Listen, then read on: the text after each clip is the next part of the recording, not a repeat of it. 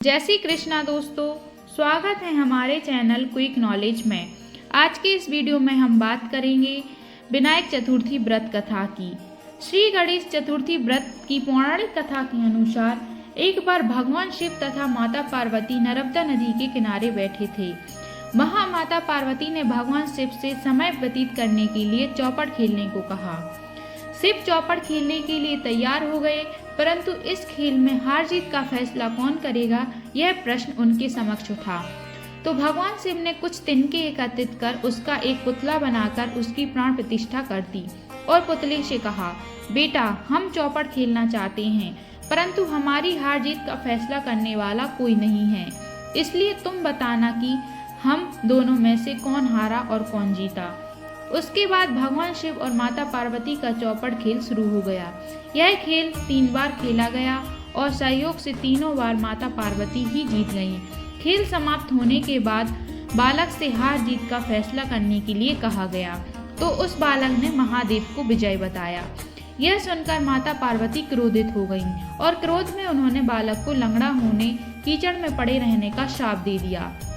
बालक ने माता पार्वती से माफी मांगी और कहा कि यह मुझसे अज्ञानतावश ऐसा हुआ है, मैंने किसी द्वेष भाव में ऐसा नहीं किया। बालक द्वारा क्षमा मांगने पर माता ने कहा, यहाँ गणेश पूजन के लिए नाग कन्याएं आएंगी, उनके कहे अनुसार तुम गणेश व्रत करो, ऐसा करने से तुम मुझे प्राप्त करोगे।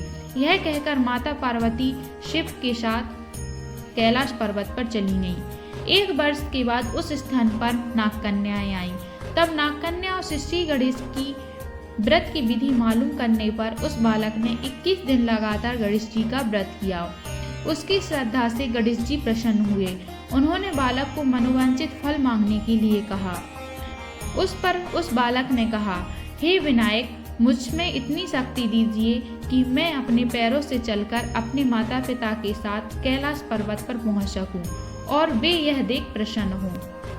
तब बालक को वरदान देकर श्री गणेश अंतर्ध्यान हो गए। इसके बाद वह बालक कैलाश पर्वत पर पहुंच गया और कैलाश पर्वत पर पहुंचने पर अपनी कथा उसने भगवान शिव को सुनाई। चौपड़ वाले दिन से माता पार्वती शिवजी से विमुख हो गई थीं, अतः देवी के रुष्ट होने पर भगवान शिव ने भी बालक के बताए अनुसार 21 दिनों तक श्री गणेश का व्रत किया। इस व्रत के प्रभाव से माता पार्वती के मन से भगवान शिव के लिए जो नाराजगी थी वह समाप्त हो गई। तब यह व्रत विधि भगवान शंकर ने माता पार्वती को बताई।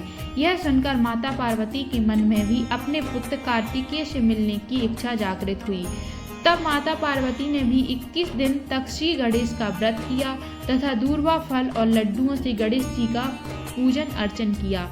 व्रत के 21वें दिन कार्तिकेय स्वयं माता पार्वती जी से मिलने आए। उस दिन से ही श्री गणेश चतुर्थी का यह व्रत समस्त मनोकामनाओं की पूर्ति करने वाला व्रत माना जाता है।